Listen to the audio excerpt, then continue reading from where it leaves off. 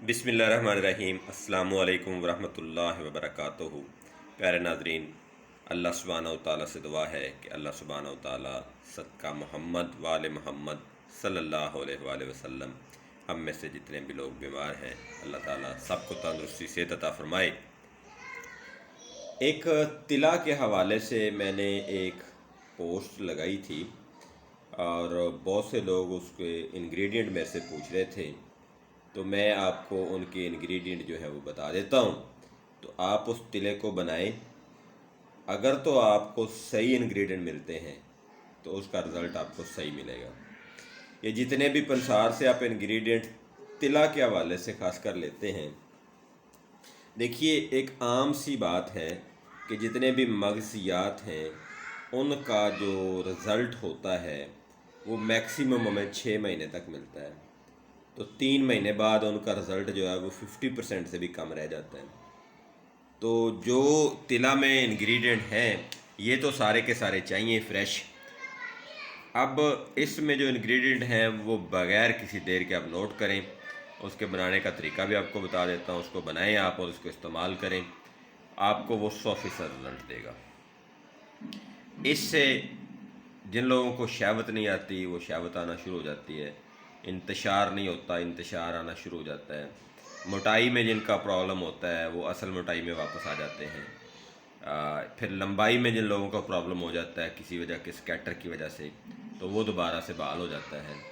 और यहाँ पे मैं एक और चीज़ बता दूँ, वो ये है कि आप किसी भी वजह से, यानी हैंड प्रैक्टिस की वजह से या फिर मर्दों के साथ ज़्यादती करने की वजह से या फिर किसी बीमारी की वजह से अगर आपके उज़ू ख़ास में कोई प्रॉब्लम हुआ है वो रिपेयर हो जाएगा। और अगर आप इसको बाशौक़ इस्तेमाल करते हैं या फिर आपके ज़हन में कोई मूवी अड़ी हुई है या आप किसी वीडियो को देखकर ऐसा ड्रामा जो है वो रचाने की कोशिश कर रहे हैं, तो हरगिज़ ऐसा नहीं है। अगर आपको कोई बीमारी हुई, कोई मर्ज़ हुआ या फिर किसी आपकी हरकत की वजह से ये मामला हुआ, तो वो इंशाल्लाह ठीक हो जाएगा। सबसे पहले जी 100 ग्राम आपने लेने हैं, जिसको हमारे यहाँ केचवे या गडोए कहा जाता है। ये आपने लेने हैं 100 ग्राम ताज़ा जीते, मरे हुए नहीं, ताज़ा ज़मीन से निकाले हुए जी, जिनमें जो ज़िंदा है। इनको आपने आधा किलो लस्सी या छाछ के अंदर डाल देना है। अब वो 2 दिन 3 दिन उस छाछ के अंदर पड़े रहें, उसके बाद भी वो जीते हों। जो मर जाएं वो आपने नहीं लेने, जो ज़िंदा वो आपने लेने हैं। अब उनमें आपने 100 ग्राम जैतून का तेल डालना है और उस जैतून के तेल को आपने धूप में रख देना है। 5-7 दिन वो पड़ा रहे धूप में, तो आप देखेंगे कि वो जो उसमें केचुए थे वो हल हो जाएंगे, तहलील हो जाएंगे। फिर उसी जैतून के तेल में आपने डालना है जी 10 ग्राम अक्कर करा, अच्छी क्वालिटी वाला। और उसी जैतून के तेल में आपने 100 ग्राम जौंक जिंदा, ये जोंक जो जिसको कहते हैं, जौंक भी कहते हैं, लीचीस भी कहते हैं इनको, ये ज़िंदा लेनी है आपने, मुर्दा नहीं डालनी। ये भी आपने उसी के ऑयल के अंदर डाल लेनी है। इसके अलावा बेर बोटी, ये जब बारिश होती है तो रेतले इलाकों में बहुत ज़्यादा होती है। 100 ग्राम ये भी ज़िंदा आपको चाहिए।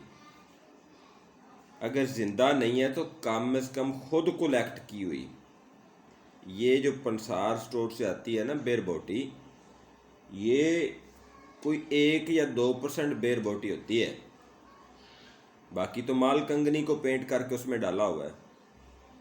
खैर बहरहाल सारी डिटेल में मैं नहीं जा सकता, मेरे पास इतना टाइम नहीं है, और पंसार वालों के हवाले से मैं कुछ ज़्यादा बातें नहीं कर सकता, क्योंकि मेरे बहुत से तबीब भाई जो हैं वो पंसार स्टोर का काम करते हैं और मेरे भाइयों को सारा पता है, तबीबों को भी पता है, पंसार के मालकान को भी पता है और जो यूज़ करते हैं उनको भी पता है। तो खैर बेर बोटी 100 ग्राम वो भी आप उसी ऑयल में डाल के इसको आपने बिल्कुल धीमी या धीमी आंच पे, लाइट आंच पे फ्राई करते रहना है। फ्राई कर करके जब ये ब्राउन हो जाए तो तब बेर बोटी भी मर चुकी होगी, वो जो खरातीन है वो भी मर चुके होंगे, और वो जो जौंक है वो भी मर चुका होगा। उसको आपने रख देना है, ठंडा होने देना है, और कम से कम एक दिन पड़ा रहे। उसको उसी वक्त नहीं निकालना, एक दिन पड़ा रहे।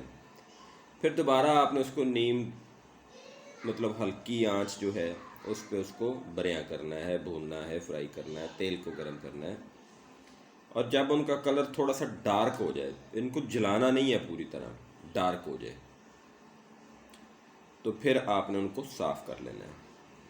अब आपके पास जैतून का तेल है, उसमें जौंक का असर है, उसमें बेर बोटी का असर है, और उसमें खरातीन का असर है, और उसमें अक्कर करा का असर है। अब इसमें मज़ीद आपने क्या डालना है? मज़ीद इसमें आप सांडे की चर्बी खुद साख्ता, या फिर ये जो लोग बैठे होते हैं काम कर रहे होते हैं, उनसे खुद जाके आप निकलवाएं। ठीक है मेरे भाई? और वो सांडा हो, गोज या संगोल ना हो, और उनसे खुद निकलवाएं। ये जो मार्केट में सांडे का तेल आ रहा है 2-2 हज़ार रुपये का या फिर 150 रुपये का, ये सारा बकवास है। वो आप चर्बी खुद लें, उसका ऑयल निकालें, ऑयल निकाल के वो भी इसके अंदर कम से कम 50 ग्राम आप डालें।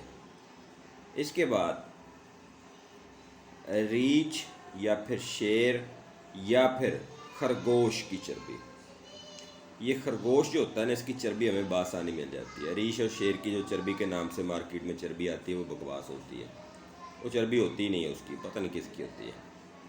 तो आप खरगोश की चर्बी बासानी ले सकते हैं, थोड़ी सी, वो आप भी 50 ग्राम इसमें डालेंगे। खरगोश की चर्बी बहुत गर्म होती है। ये सारी चीज़ें इसके अंदर आप यकजान करेंगे और इसका आप आयल तैयार करेंगे। मैं दावतन कहता हूँ कि वो लोग जो हैंड प्रैक्टिस की वजह से जिनका वज़ू ख़ास छोटा हो गया, या फिर किसी मर्ज़ की वजह से सुकड़ गया, या फिर किसी बदफेली की वजह से वो उनको प्रॉब्लम होगा, इंशाल्लाह वो रिकवर हो जाएगा। रही बात कि मेरे से मंगवाने की, ये आयल बासानी आपको नहीं मिलता। जिस तरह से फ्री तेला लिखा हुआ है ना, फ्री नुस्खा होता है, आप इसको बनाएं, आपको लग पता जाएगा इसमें कितनी मेहनत है, कितना इसमें टाइम लगता है, क्या कुछ होता है। ठीक है? और अगर मेरे से मंगवाना है तो इसकी कीमत सिर्फ 5,000 है, 3 ml की। 3 ml की 5,000 रुपये कीमत है, अगर कोई बंदा मेरे से मंगवाना चाहे। अदरवाइज़ खुद बनाएं, खुद इस्तेमाल करें। और जो हुक्मात रात जिन्होंने मुझसे फ़ोन पे मैं ऐसा तो नहीं कहूँगा कि जीना आराम किया हुआ था, जिन्होंने मुझे फ़ोन पे मोहब्बत भरी बातें की, बहुत से हुक्मात दोस्तों ने मुझे फ़ोन किया, मैं उनका शुक्रगुज़ार हूँ। तो मैंने उनसे वादा किया हुआ था कि मैं आपको नुस्खा दूंगा, तो नुस्खा आपके सामने हाज़िर है, आप इसको बनाएं और इस्तेमाल करें। मुझे अपनी दुआओं में याद रखें, वीडियो को शेयर भी किया करें। फ़ी मानिल्लाह, अल्लाह हाफ़िज़, अस्सलामु अलैकुम।